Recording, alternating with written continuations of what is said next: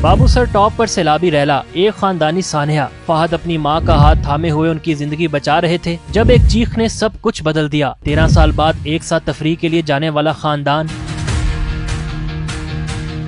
جولائی کی ایک شام بابو سر ٹاپ پر ایک افسوسناک واقعہ پیش آیا۔ گلگت بلتستان کے اس سیاحتی مقام پر اچانک آنے والے سیلابی ریلے نے نہ صرف مقامی انفراسٹرکچر کو نقصان پہنچایا بلکہ کئی قیمتی جانیں بھی لے گیا۔ لودھرا سے تعلق رکھنے والا ایک خاندان جو 13 سال بعد اکٹھا ہوا تھا، یہ خاندان 15 افراد پر مشتمل تھا۔ اسکردو سے واپسی پر بابو سر ٹاپ کے مقام پر مختصر قیام کے دوران موسم کی خرابی کا شکار ہو گیا۔ سوموار کی شام تقریباً 4 بجے تک ویلی کے قریب شدید بارش کے باعث ایک طاقتور سیلابی ریلا نالے سے امڑ پڑا۔ خاندان کی کوسٹر سیلاب کے قریب آ چکی تھی۔ تمام افراد گاڑی سے باہر نکلنے کی کوشش کر رہے تھے۔ اسی دوران فہد اسلام، شاہدہ اسلام میڈیکل کالج کے مینیجنگ ڈائریکٹر، اپنی والدہ کو محفوظ مقام تک پہنچانے میں مصروف تھے جب انہیں اپنی بھابھی ڈاکٹر مشال فاطمہ کی چیخ سنائی دی۔ وہ اپنے کمسن بیٹے عبدالہادی کو بچانے کی کوشش کر رہی تھی۔ فہد فوراً ان کی مدد کو لپکے، لیکن لمحوں میں تینوں افراد تیز بہاؤ کا شکار ہو گئے اور ریلی کے ساتھ بہہ گئے۔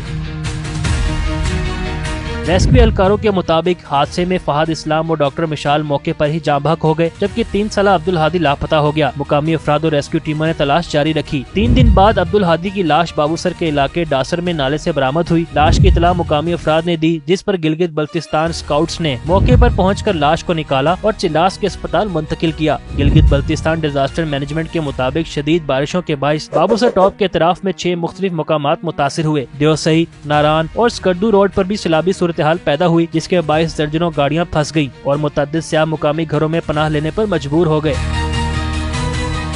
دوسری جانب بابو سر ٹاپ پر سیلابی ریلے میں جانے والے خاندان کے رشتہ دار پاکستان کے مشہور یوٹیوبر ڈاکٹر عفنان کیسر کا ایک ویڈیو بیان سامنے آیا ہے جس میں ان کا کہنا ہے کہ ڈاکٹر سعد اسلام سے ان کی فون پر تفصیلی بات ہوئی جس میں انہوں نے بتایا کہ کسی قسم کے ڈیزاسٹر کا پہلے نہیں بتایا گیا تھا۔ ان کا ڈرائیور کوسٹر چلا رہا تھا لیکن اچانک پتھر اور پانی آیا، لیکن پھر بھی ان کا ڈرائیور کوشش کر رہا تھا کہ گاڑی نکال لے، لیکن پھر اچانک پورا پہاڑ ہی ان کی گاڑی کے آگے گر گیا جس میں لمحوں میں ان کے گھر کے 3 افراد پانی کی نظر ہو گئے جن میں ان کی بیوی ڈاکٹر اشال، بیٹا عبدالہادی اور بھائی ڈاکٹر فہد اسلام شامل تھے۔